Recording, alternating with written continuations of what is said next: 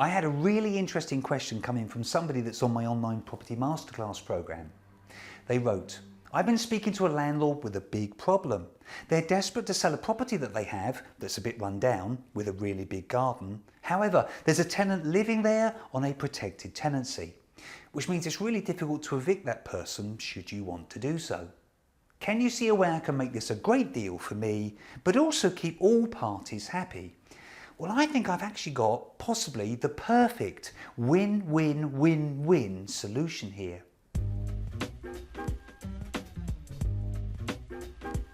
Hi, my name is Tony Law from FirstFloorHouses.com, and my channel is all about helping you replace a job-based income with just a few properties so that you can give up the day job if you wish and go and do something more interesting with your life. If this is your first time here, be sure to subscribe to the channel and click that bell notification icon so that you don't miss out on any of the free content that I give you each and every week.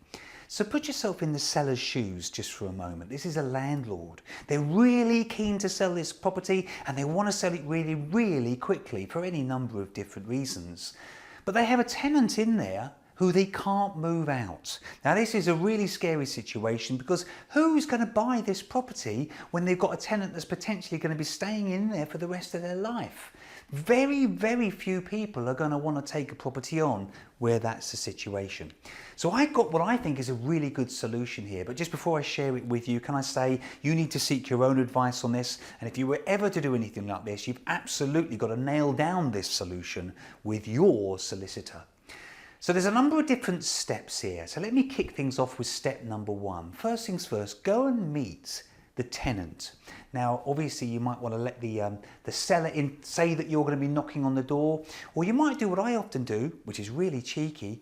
Go and knock on the door, take a step right back from the door and just have a chat to them and sort of say, oh, you know, you're thinking about maybe buying, because they undoubtedly know that the seller's trying to sell, and you just sort of thought you'd meet them, kind of thing. Ultimately, build a connection, build some real rapport.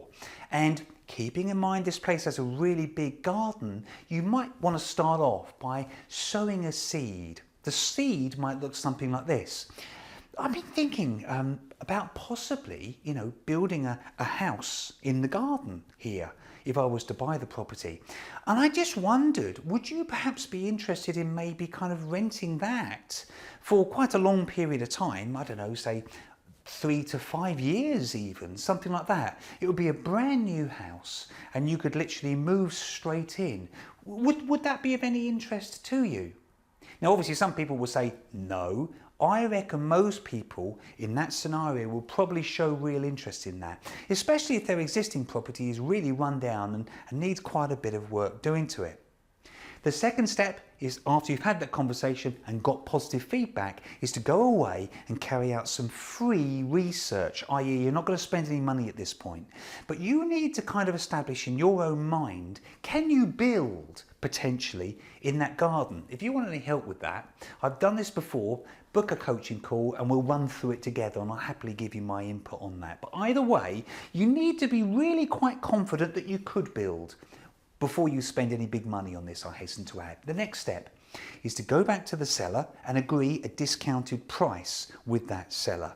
And obviously, he has a problem, you're going to solve the problem, and there is quite a bit involved in this, so it's got to be worth your while. It's got to be a genuinely good price for you, and I'd like to think that any seller in this situation would recognise that to be the case. So negotiate quite a tough deal, one that works really well for you, but obviously also has to work well for the seller as well.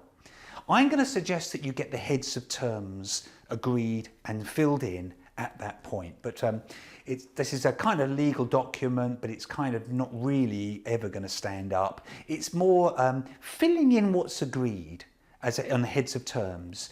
As I say, not really legally binding at all, but it's a thing that you would then give to your solicitors who would then actually construct the actual deal. But what it does is it kind of shows a level of commitment from the seller that he is indeed going to be selling to you. The next step, step number 4, is that the tenant needs to sign a contract first, in my opinion, that they're happy with what's being agreed here, that once you've built this beautiful new property, that they're going to move into it for a minimum period. Let's give them, say, 3 to 5 years. So they're in there for quite a considerable amount of time, which I would like to think they would be very, very happy with, but it's also going to write off their existing situation. So they're entering into a brand spanking new tenancy agreement in a beautiful new property. And as I say, the tenant needs to actually get that contract signed first.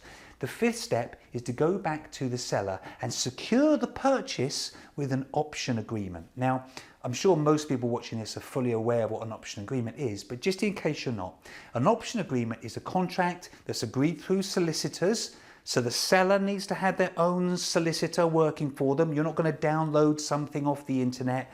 You have a contract, an option agreement where the seller has their own solicitor, you have your own solicitor, probably using the heads of terms that you've already completed in that first stage. And it basically means that you have the right to be able to buy that property at a fixed price that you're agreeing today within a certain period of time. But you actually don't have to buy it. We'll come on to that in a moment. But you can buy it for this agreed figure within this period of time. There's nothing particularly complicated about any of this. The next step number 6, is to go and get planning permission. Now, I know I'm making this sound really straightforward, and of course there's more to it than this. This is just the kind of high level stuff here. But you are going to go and get planning permission. Don't forget, you wouldn't have even started off on this journey unless you had a really quite high degree of confidence that you'll actually get planning permission. Otherwise, you're wasting your own time as well as everybody else's for that matter. So you're going to go and get planning permission. If you don't get planning permission, you're not going to buy this property. That is a very clear understanding that you have had with the seller. Step number 7 is go and buy the property. Step number 8, build the house. Now again, I know I'm making this sound really straightforward, really easy, but actually it's not that difficult. You're not physically going to pick up any tools. You're going to bring in the right people to do the job. And you're going to obviously build the house, and obviously making absolutely sure during the build process that you're looking after the existing tenant, the tenant that's still currently renting the original property, I hasten to add. Look after them. Make sure that they're happy, because they're about to become your tenant, don't forget, for the next 3 to 5 years as a minimum, maybe longer. Obviously that's up to you. Step number 10. You're now going to introduce the new tenant, the tenant that you have in the existing property into their brand new house. What a wonderful moment that will be for the tenant. You've got to get a red ribbon around the door. You've got to give them a bottle of champagne. You've got to make it a really special moment. The tenant can now move into their new house under a brand new tenancy agreement for the period that you've already agreed. As I said, perhaps 3 years, perhaps 5 years, maybe 2, whatever you actually negotiate. That's their property moving forwards, and naturally they're going to be paying you the market rent moving forwards. Step number 10, you can now refurbish the original house. You can basically gut it back to bare brick if you want to, because the tenants moved out, they're in their lovely house, so they're over the moon, and you now refurbish this house and get it to a really high standard. You now have 2 different exit strategies. So, exit strategy number 1 is you simply refinance and then the properties together, and then you, or rather independently, I do apologise, and then you just continue to rent both properties out. One of them having that original tenant in there for say 3 to 5 years, the other one on more of a conventional AST tenancy agreement, so they're going to be in there for sort of a minimum of 6 months or whatever it might be. But ultimately you keep both properties. Exit strategy 2, well, you're going to sell the first property, the original house.